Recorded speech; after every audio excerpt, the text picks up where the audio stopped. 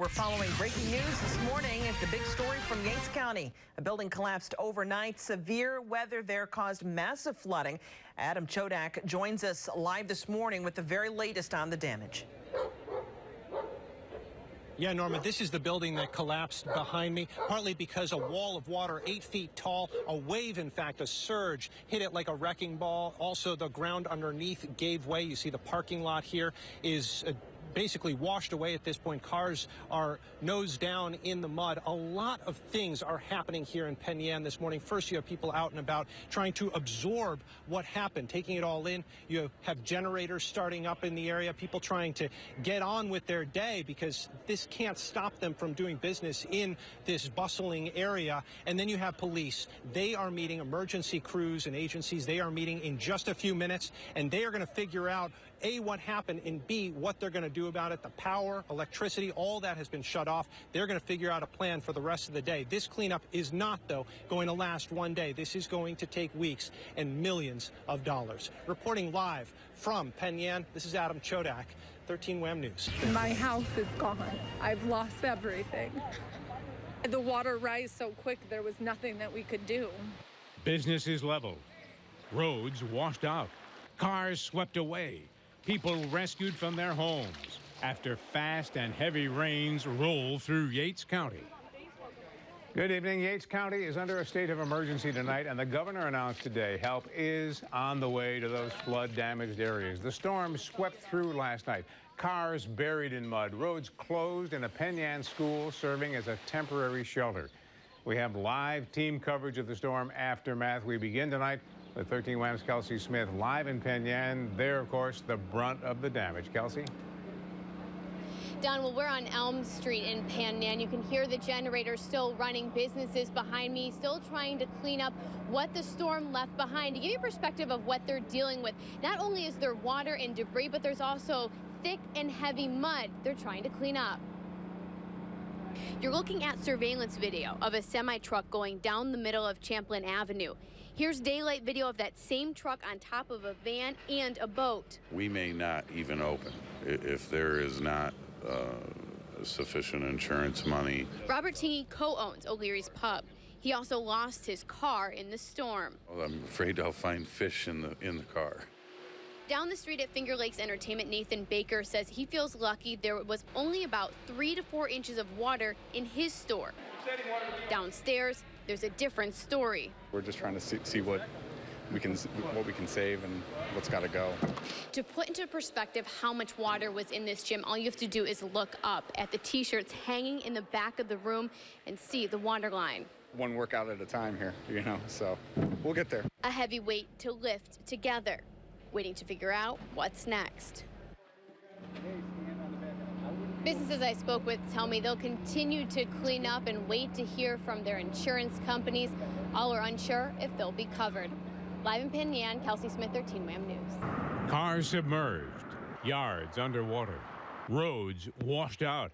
And while heavy rains didn't just impact Yates County this time around, folks there are still frustrated. Looking forward for me is once again get my feet to the ground, doing what I can, dig out, rebuild, repair. Yeah, a lot of work to be done. Good evening. Heavy rains led to major flooding in several area counties today. For people in Yates County that were already cleaning up mud and debris from Tuesday's devastating storm, the steady rain created even more of a mess. 13 WHAM's Evan White joining us now live from Penn Yan with a kind of give us a sense of how people are coping. Evan? Don, the houses here behind me are uninhabitable. There are some that tell us they're holding out hope, hoping they can clean out the homes enough to move back in. Others say they're looking forward to what's next, a new home. Steve Hall is here, cleaning for his relatives, clearing mud. In some spots, there's 4 or 5 inches of mud in there. Volunteers have joined throughout the day, dumping trash into this dumpster. Right now, we've got a hose in there, and we're trying to get as much mud out as we can. His goal is to save the house. We're hoping we can save it. It's just a matter of coming up with the funding to do it. A few houses down, Cynthia Rose returned home. I'm homeless now, but I know the Lord's with me. Her sister helped salvage a few belongings. Her apartment and car are ruined.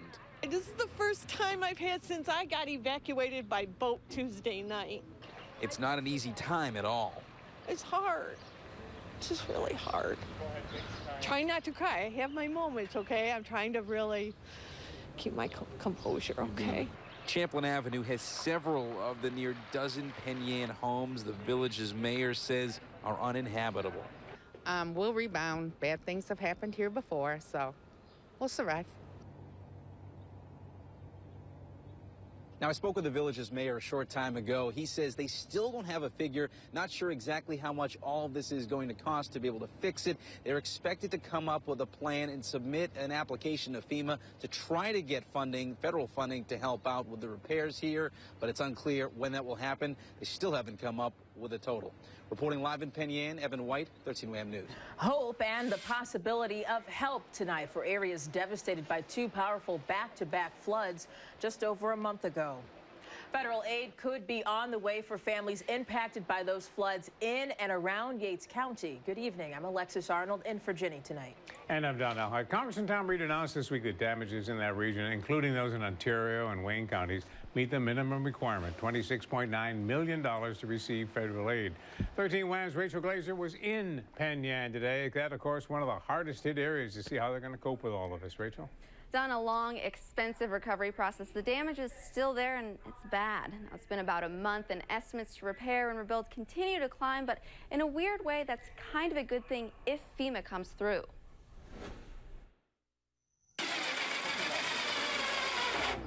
I'm working for 34 days, so been a long time out.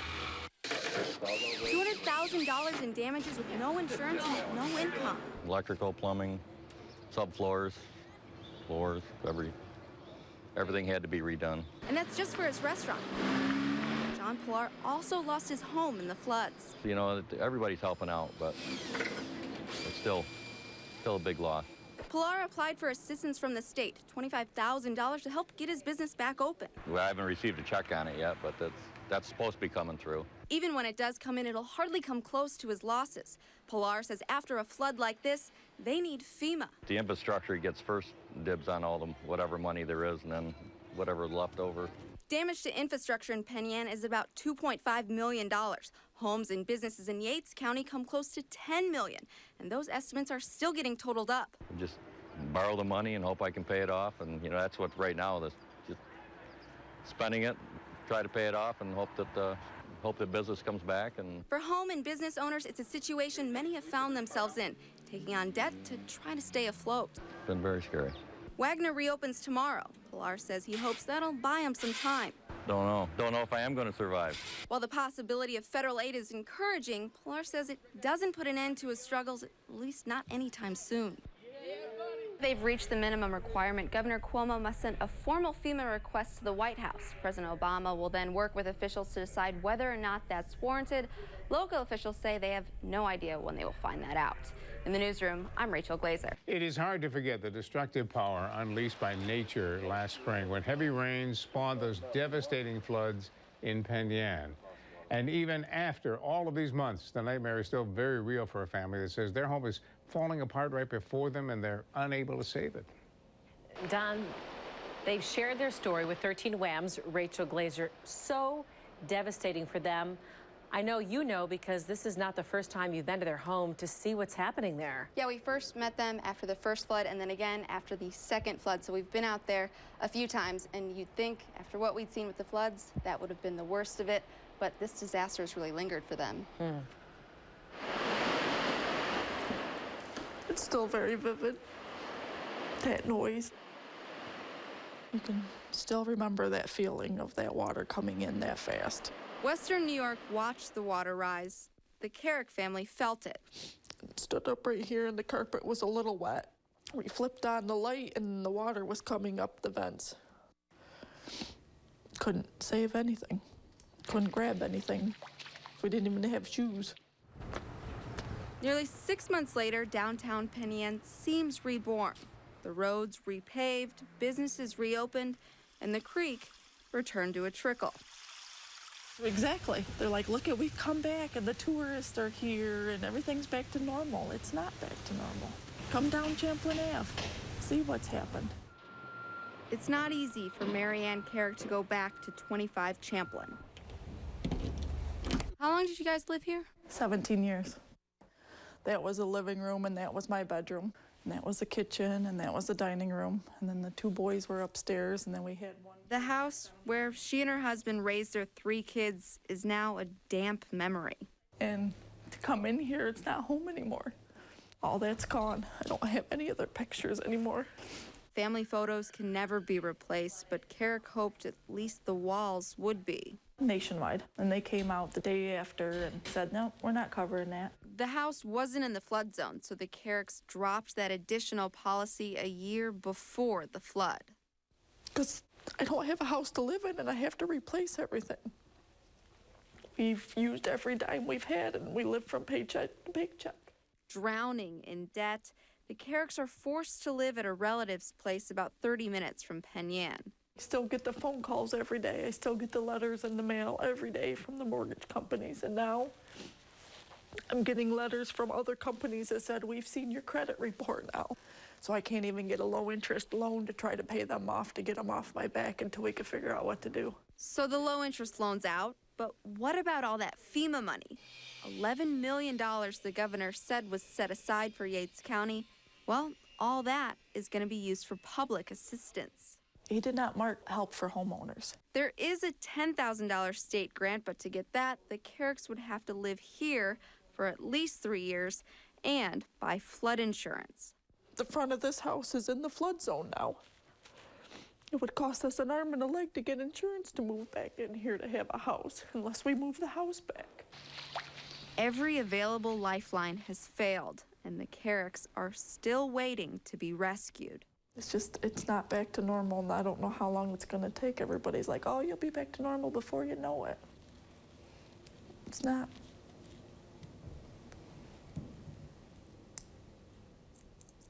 The Carricks have people looking over their insurance policy to see if they can get any money.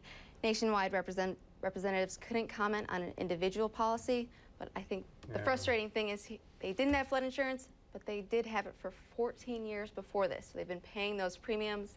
Now that they need it, it's not there, and they just haven't been able to get help. And someone advised them when they redid the mortgage, you don't need that. So that's what happened. They got their mortgage redone, and someone said, this is extra, you don't need it, you're not in the flood zone, just let it go.